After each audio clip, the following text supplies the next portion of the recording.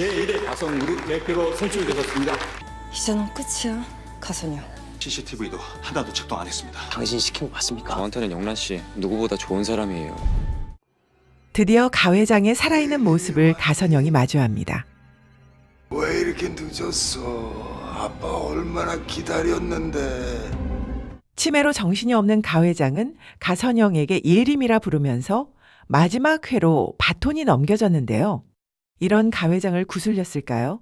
주주총회에서 대표이사가 되지만 가선영의 죄를 모두 까발릴 마지막 한 방이 김영란에게 있습니다. 바로 마지막으로 파놓은 가 회장의 덫에 걸린 가선영. 그 덫과 가 회장의 마지막 선물이 무엇인지 착한 여자 부세미의 마지막 회를 미리 보기 해보겠습니다. 구독, 좋아요를 누르시고 끝까지 들어보실게요. 몇 달을 답답한 방에서 지낸 시한부 환자 노인 가 회장의 치매는 가속화되었죠. 이제 치매를 누르지 못하고 온 집안에 출몰하게 되었는데요. 가선영이 이를 알고 찾아왔습니다. CCTV와 전원을 다 끄라고 한 이유는 자신이 마주할 가 회장이 어떤 도움도 없는 실체를 보고 싶었을 것이고 자신이 할 짓을 누구에게도 들키지 않기 위해서겠죠. 영란이도 살아있는 가 회장을 보고 일종의 배신감으로 분노를 터뜨렸었는데요. 가선영은 바로 죽이고 싶을 거예요. CCTV도 없으니 말이죠. 마침 가 회장이 가선영을 보고 예림이라고 부릅니다. 가선영은 자신을 딸이라고 착각하는 가 회장에게 두 가지의 이야기를 할 것 같아요. 하나는 자신과 예림이도 구분 못하는 가 회장을 조롱하면서 그 예림이는 자기가 죽였다고 하죠. 가 회장이 어리숙하게 대화를 이어나가자 어떻게 예림이를 처치했는지 잔인하게 되뇌이지만 여전히 가 회장은 그 가슴 아픈 이야기를 듣고도 반응하지 못하는 바보가 되었다며 조롱하죠. 그리고 두 번째 이야기는 자기가 예림이가 맞으니 아빠를 위해 회사를 이어받겠다며 유언장을 고쳐달라고 하죠. 다른 사람이 못 가져가게 말이죠. 예림이인 척하며 가선영의 이름을 적고 유언장에 사인을 받아둡니다. 그리고 가 회장을 어떻게 했을까요? 잔인한 가선영은 가 회장을 이제 살려둘 필요도 없습니다. 이미 존재하는 사람이 아니니 가 회장을 쉽게 해치울 것 같은데요. 이변도 김영란도 뒤늦게 도착했을 때 죽어있는 가 회장을 만났지만 어찌 할 수가 없습니다. CCTV도 없고 증거도 없으니 말이죠.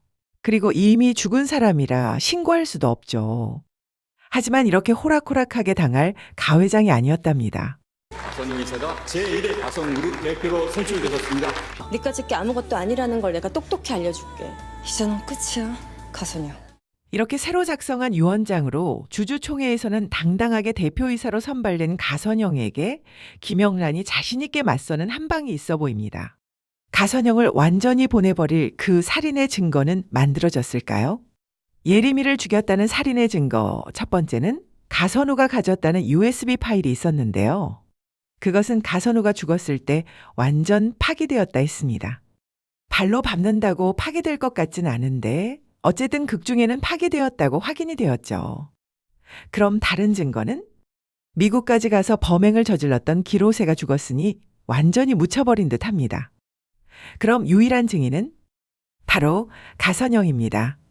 자신만이 자기가 저질렀던 범죄의 증인이죠. 그럼 가 회장의 마지막 덫은 무엇일까요?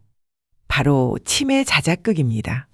치매가 온 것도 사실이고 그 실수로 최 집사가 보게 된 것도 사실일 수 있습니다.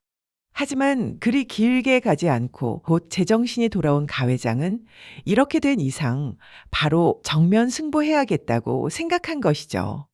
기로세가 가선우를 죽인 것도 은폐하고 전동민에게 뒤집어 씌운 것을 이변과 영란이가 열심히 막아냈죠.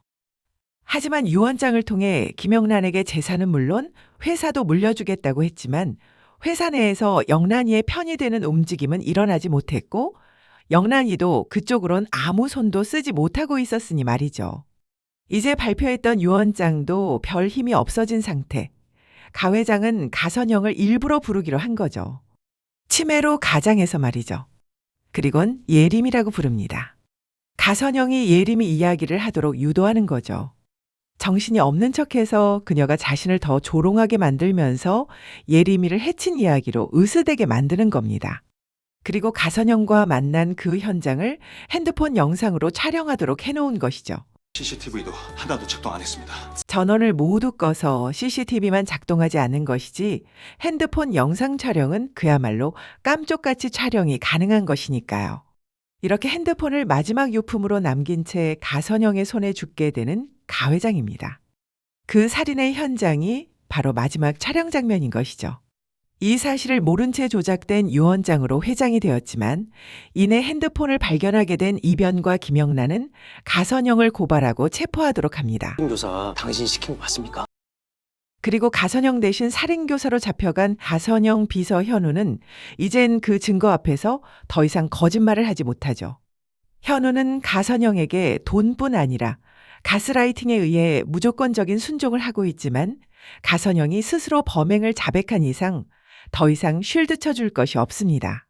그래서 흔들리는 그의 눈빛이 예고편에 나오는데요. 그 범행을 인정하는 증인이 되어버린 것이죠. 이렇게 자백 영상이 나오고 현우의 증언도 나오면서 가선영은 법과 대중의 심판을 받게 되겠죠. 이제 남은 것은 전동민의 활약과 해피엔딩인데요. 별내 언니의 전화를 받고 가선영이 왔다는 것을 알게 된 김영란은 출소하는 전동민과 이변을 놔두고 먼저 가 회장 집으로 가잖아요. 다음 화에서 곧 뒤따라오는 이변과 전동민일 텐데요. 이미 회장을 죽이고 자리를 떠난 가선영을 잡지는 못했지만 그 현장을 셋이서 정리하면서 숨겨져 있던 가 회장의 핸드폰을 발견하게 될 듯합니다. 그리고 남은 것은 경찰과 회사에 일을 알리는 것이니 전동민은 무창으로 가서 김영란의 소식을 기다리고 있을 수밖에 없죠. 전동민은 김영란을 계속 착한 사람이라고 부릅니다. 김영란은 자신 때문에 위험에 빠진 사람들이 있고 또 그들을 이용하려고 했던 계획 때문에 착한 사람이 아니라고 합니다. 이 드라마 제목이 착한 여자 부세미인 것은 착한 사람이라는 정의를 강하게 하고 싶었던 것 같습니다. 착한 사람이란 타인에게 피해를 주지 않고 그들의 요구를 잘 들어주고 늘 칭찬을 받는 사람이라고 생각할 수 있는데요. 드라마는 그런 소극적인 의미를 원하지 않는 것 같네요. 착한 사람이란 자신과 타인을 지켜낼 수 있고 위협을 가하는 옳지 못한 힘이 있다면 맞서 싸울 수도 있어야 한다. 오직 지켜내기 위해서이죠. 여기엔 굉장한 의지와 힘이 들어 있습니다. 사랑하는 사람을 지켜낼 수 있는 용기와 노력이 착한 사람인 것이죠.